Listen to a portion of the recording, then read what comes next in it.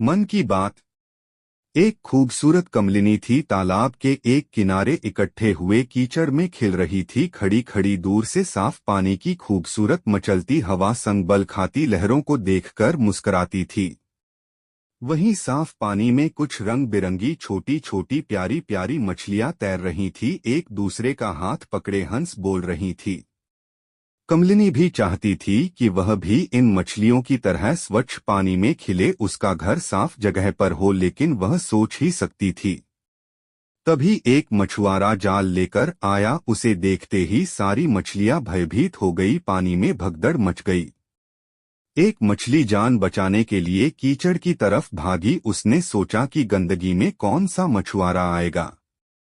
कमलिनी यह सब देखकर उदास हो गई। मछली कुछ देर तक तो कीचड़ में सही रही, लेकिन थोड़ी देर बाद ही वहां की दुर्गंध से उसकी सांस फूलने लगी।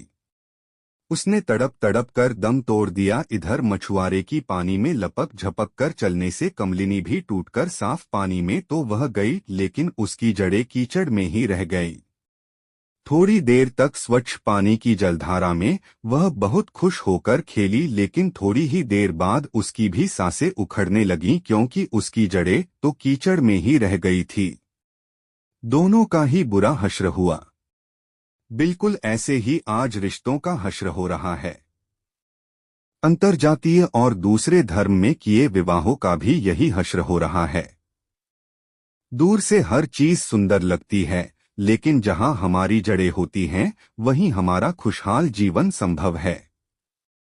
दूसरे धर्म और जाति का सम्मान करना चाहिए, लेकिन शादी विवाह अगर अपने ही लोगों में किया जाए तो ज्यादा अच्छा रहेगा।